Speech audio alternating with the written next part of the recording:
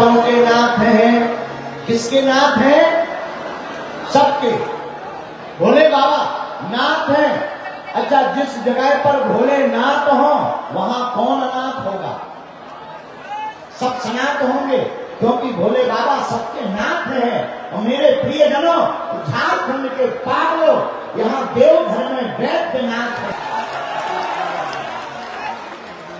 भोले बाबा विराजमान हो गए, नाम वैद्यनाथ पड़ गया। ऐसे महादेव यहाँ विराजमान है। इन्हीं का एक अवतार है हनुमान जी महाराज का। शंकर सुमन केसरी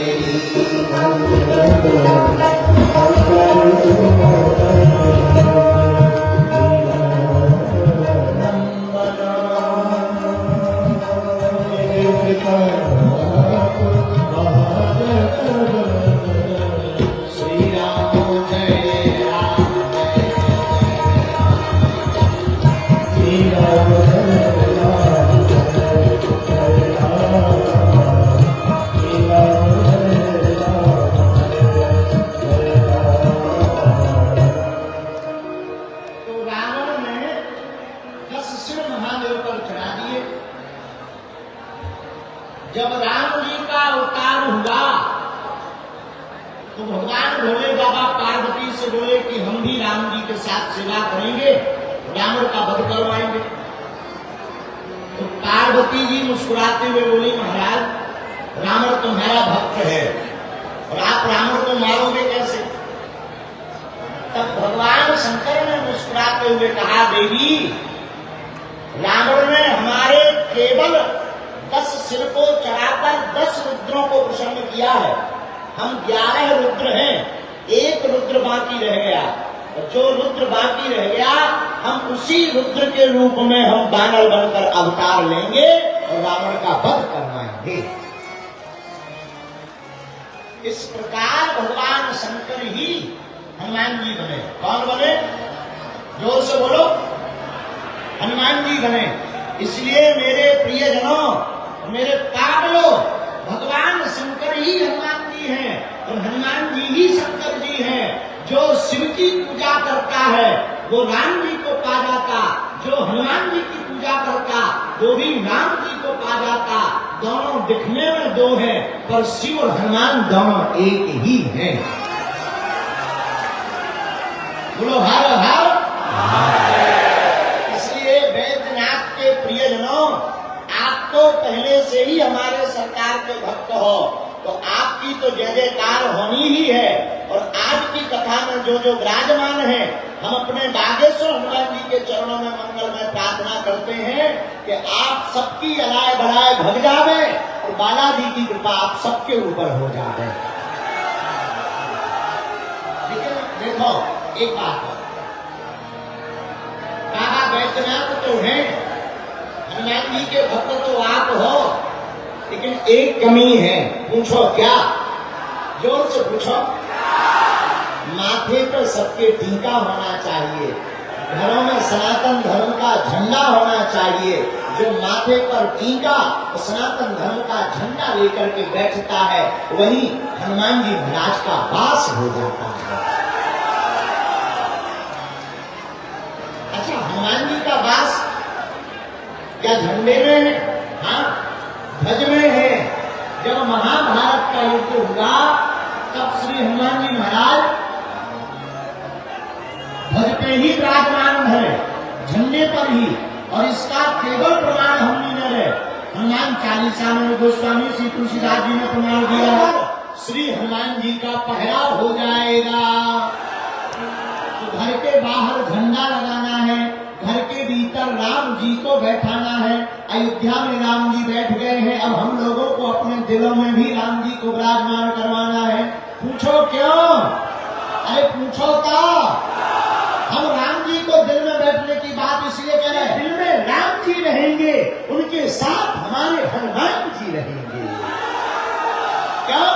राम के बाद पर हनुमान जी का पहरा होता। हम नहीं कह रहे, सब संतों ने प्रमाण दिया। एक गीत भी आया है बड़ा प्यारा, ओ जहाँ जहाँ कीर्तन होता प्रभु राम का, जहाँ जहाँ कीर्तन होता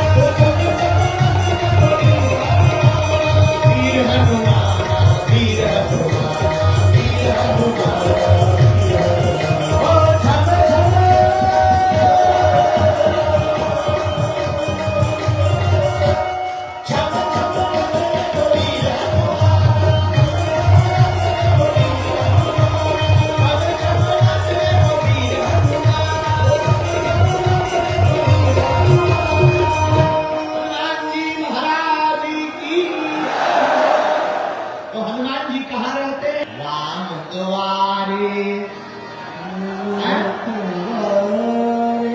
होते आज्ञा बिन पैसारे। राम जी के द्वार पर हनुमान जी का पहरा होता। इसलिए मेरे प्रियजनों, भारत के सनातनीय हिंदुओं, अपने अपने घर में राम दरबार की प्राण प्रतिष्ठा रखो, अपने मन में राम जी के चरित्र को रखो। एक बात ध्यान रखना, ये मत विचार करो कि हम कहाँ रहते हैं। स्थान महत्वपूर्ण नहीं है, आपके भाव महत्वपूर्ण है। रामचरितमानस के दो प्रसंग हैं, एक मंथरा का, एक विभीषण का। राम के राज्य में रहकर के मंथरा सुधर नहीं पाई और रावण के राज्य में रहकर के विभीषण बिगड़ नहीं पाया। इसलिए आप कहाँ रहते ये महत्वपूर्ण नहीं है, आप जहां रहो वहां सनातन का झंडा फहराते रहो। यही राम राज्य है, यही राम कथा का सार है। बोलो जय सिया राम। जोर से बोलो और जोर से बोलो। तो हनुमान जी की कृपा पाने का उपाय है राम जी की भक्ति। क्या उपाय है? बोलो बोलो बोलो बोलो। अच्छा, राम जी को पाने का उपाय क्या है? भोलेनाथ से निराला, शंभुनाथ से अजी कोई नहीं, आज कोई। हनुमान जी राम जी से मिलवाएंगे। राम जी किससे मिलवाएंगे? शास्त्र में वर्णन आया, रामस्य हृदयम शिवः, शिवस्य हृदयम रामः। राम जी के हृदय में भोले बाबा बैठे हैं, भोले बाबा के हृदय में राम जी बैठे हैं। तो भोले बाबा से पाने का उपाय क्या है? भोले बाबा के गुणानुवादों को सुनो, गुणों को सुनो, भगवान भोले बाबा के श्रृंगारों का वर्णन सुनो, श्रृंगार को जीवन में उतारो।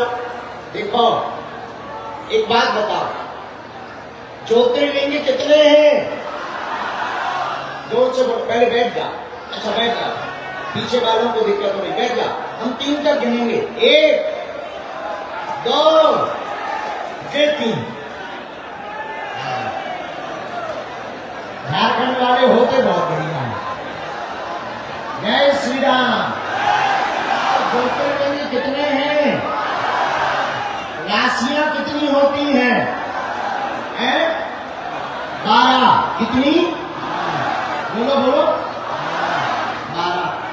अच्छा, अधिक मास का महीना ना रहे तो महीना कितने होते हैं? 12। अब हम आपको आज भोले बाबा के 12 श्रृंगार बताएंगे। कितने? 12। हर श्रृंगार का महत्व है। भोले बाबा का पहला श्रृंगार सुनो। बाबा का पहला श्रृंगार है जटाओं का मुकुट। जटा मुकुट। अच्छा महाराज जी, ये जटाओं का मुकुट क्यों है? जटाओं का मतलब है विचारों से। भोले बाबा जटाओं का मुकुट इसलिए धारण करते हैं कि हमारे विचार एकत्रित रहे।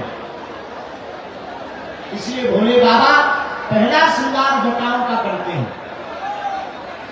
जटा विचार को एकत्रित करती। विचार का संबंध भी सिर से है, भी सिर से है, लेकिन जो अपने विचार को एकत्रित नहीं कर पाते उनकी जटा बनाना व्यर्थ हो जाता है, और जिनके विचार एक होकर के राममय हो जाते हैं वही जटाधारी कहलाता है। भोले बाबा का पहला श्रृंगार है जटा। दूसरा श्रृंगार है चंद्रमा। क्या है? बोलो बोलो बोलो। चंद्रमा क्यों धारण किए मस्तक पर? भगवान महादेव चंद्रमा का धारण इसलिए किए हैं क्योंकि चंद्रमा मन का देवता है। मन को बस में करने के लिए, मन को एकाग्रचित करने के लिए बहुत लोग हमारे पास आते हैं, गुरुजी हमारा मन नहीं लगता, कथा में मन नहीं लगता, भक्ति में मन नहीं लगता, पूजा पाठ में मन नहीं लगता, दिमाग चलाने में लगता है। अच्छा, फिल्म दिखवा लो, पूरी रात देखते रहेंगे। और कहो भाई सीताराम जपो, सीताराम रामायण पढ़ो। गुरुजी नेत्र दर्द कर रहे हैं, आंखें पिरा रहे, नक कटा, मोबाइल चलाने में नहीं है, लेकिन मन बड़ा विचलित रहता हो, मन से परेशान रहते हो, तो चंद्रमा की पूजा करनी चाहिए। तो भगवान का दूसरा श्रृंगार है चंद्रमा। क्या है? चंद्रमा। चंद्रमा विचार को एकत्रित करते हैं। भोले बाबा का तीसरा श्रृंगार सुनो। तीसरा श्रृंगार है गंगा, वो भी सिर पर। गंगा तरंग, गंगा को सिर पर भगवान भोले बाबा विराजमान करते हैं। गंगा का आशय क्या है? गंगा पवित्रता का प्रतीक है। ये मन को भी पवित्र करती, तन को भी पवित्र करती है। इसलिए प्रियजनों, भगवान राम को पाने के लिए मन की पवित्रता भी जरूरी है और तन की पवित्रता भी जरूरी है। बहुत से लोग तन की पवित्रता तो कर लेते हैं, मन की नहीं करते। बाहर से तो बड़े गोरे दिखाई देते हैं, मन भयंकर काला होता है। बोलो सीताराम। ऐसे लोग बड़े खतरनाक होते हैं जो दिखने में गोरे, मन के बड़े काले। भाई कलर जैसा भी हो, भगवान की कृपा है। और एक बात बोले, मन को इतना उजला रखो, मन को इतना पवित्र रखो कि राम जी ना मिले तो हनुमान जी मिल जाए, हनुमान जी ना मिले तो हनुमान जी का कोई दास तुमको मिल जाए। इसलिए भोले बाबा तीसरा श्रृंगार गंगा का करते हैं, गंगा को सिर पर रखते हैं। अब भोले बाबा का चौथा श्रृंगार सुनो। भोले बाबा का चौथा श्रृंगार है त्रिपुंड। मस्तक पर 3 डंडी लगी लकीरें रहती। ये त्रिपुंड क्यों रहता है? भैया त्रिपुंड है भूत, भविष्य और वर्तमान का प्रतीक। तीनों कालों को बताने की क्षमता जिसमें है। अब भोले बाबा का छठवां श्रृंगार सुनो। बाबा का छठवां श्रृंगार है त्रिशूल। अच्छा, ये त्रिशूल क्यों लिए रहते शंकर जी? क्या आवश्यकता? आहा, त्रिशूल है संहार का प्रतीक, संहार करने का। लेकिन त्रिशूल में भी 3 नोक रहती है, 3 नोक निकली रहती है। ये किसका प्रतीक है? ये जो त्रिशूल में 3 नोक निकली रहती, ये त्रिताप निवारक है। दैहिक, दैविक, भौतिक, ये जो 3 प्रकार के ताप होते हैं, जो शंकर देव महादेव की पूजा करता है, त्रिशूल के बल पर महादेव तीनों तापों का विनाश कर देते हैं। इसका वर्णन रामायण में भी आया है। हम नहीं कह रहे, रामचरितमानस में गोस्वामी कलिपुरुष से कर पावन अवतार श्री तुलसीदास जी ने लिखा, एहा दैहिक दैविक भौतिक ताप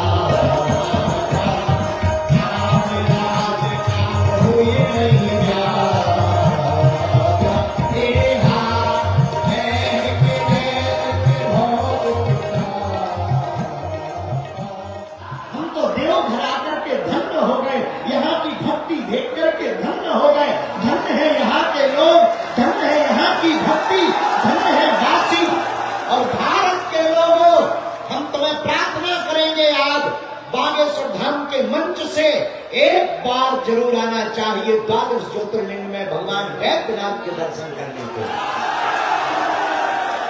जो झारखंड के देवघर महादेव के दर्शन करने आएगा वो 100 भी शिव बन जाएगा, वो मुर्दा भी जिंदा हो जाएगा। 100 और शिव का मतलब, 100 का मतलब मरा हुआ। मरा कौन? जिसके हृदय में राम नहीं, जिसके हृदय में सत्यों के प्रति प्रेम नहीं, जिसे हिंदुत्व से प्यार नहीं, वो मरा हुआ मुर्दे के समान है। इसलिए देवघर में जो आकर के महादेव की भक्ति करता है, आहा, धन्य है भोले बाबा। तो भोले बाबा का 7वां श्रृंगार है भस्म। क्या है? बोला बोला बोला। आदमी कहते ना भस्म कर देंगे, ये वही भोले बाबा को भस्म प्रिय है।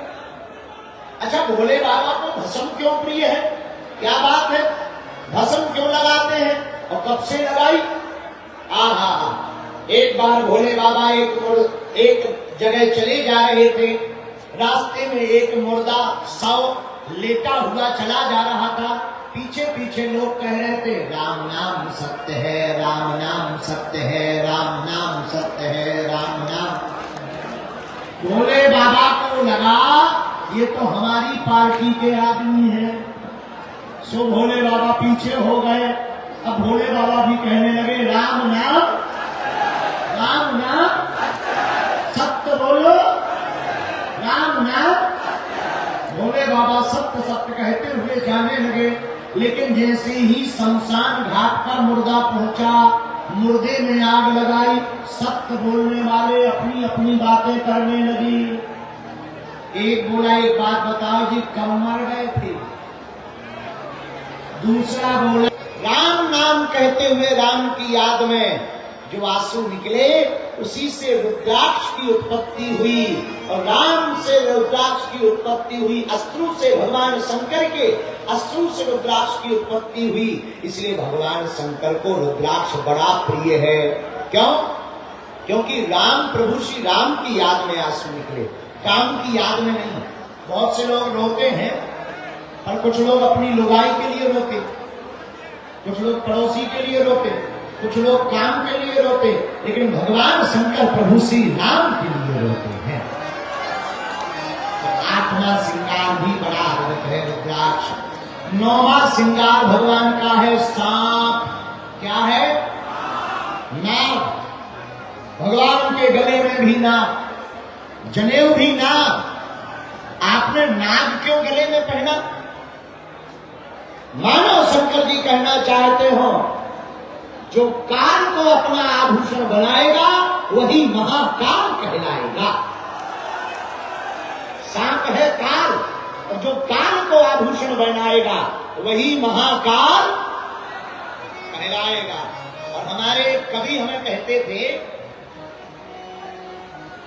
अकाल मृत्यु वो मरे जो काम करे चंडाल का, और काल उसका क्या करे जो भक्त हो महाकाल।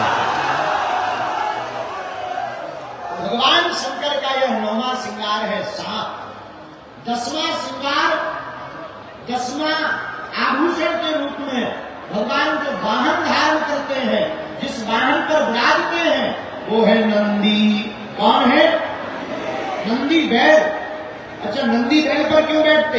बैल है धर्म, भगवान शंकर धर्म पर विराजमान है। पागलों, जो धर्म के साथ चलेगा वही भगवान शंकर का सच्चा भक्त कहलाएगा। बोलो हर हर। भगवान शंकर का 11वां श्रृंगार है डमरू। क्या है? डमरू। भगवान डमरू को हाथ में लेकर के अनाहत नाद को छेड़ते हैं। डमरू का अनाहत नाद से 14 सूत्र प्रकट है।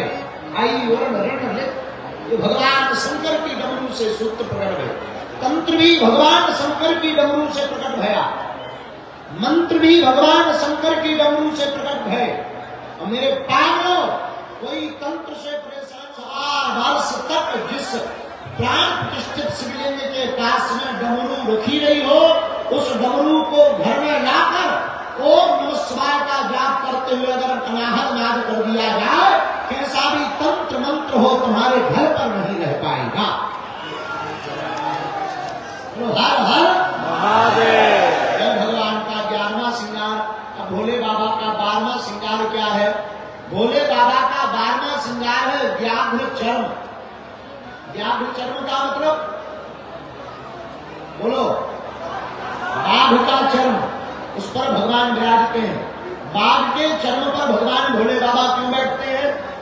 क्योंकि वह दुनिया को संकेत देना चाहते, अहिंसा परमो धर्मः, हिंसा करना पाप है, अहिंसा में जीना ही धर्म है। इसलिए भूत भावन महादेव व्याघ्र चर्म पर बैठ करके सुशोभित होते हैं। जो इन 12 श्रृंगारों को भगवान भोले बाबा के करता है, 12 श्रृंगारों की पूजा करता, 12 श्रृंगारों से भगवान की उपासना करता, 12 श्रृंगारों से महादेव को भजता है, और जो 12 श्रृंगारों का चिंतन करता है वह व्यक्ति भगवान शिव का विशेष भक्त बन जाता है। बोलो हारा हारा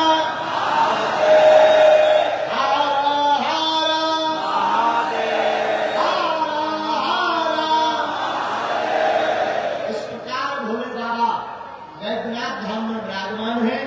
हमारे प्रियजन जितने भी बैठे हैं हम उनको प्रार्थना करेंगे, आप लोग यहीं के हो, शादी हो, जो भोले बाबा की नगरी आपको प्राप्त हुई है, महीने में एक बार ही सही आप वैद्यनाथ भगवान के दर्शन किया करें।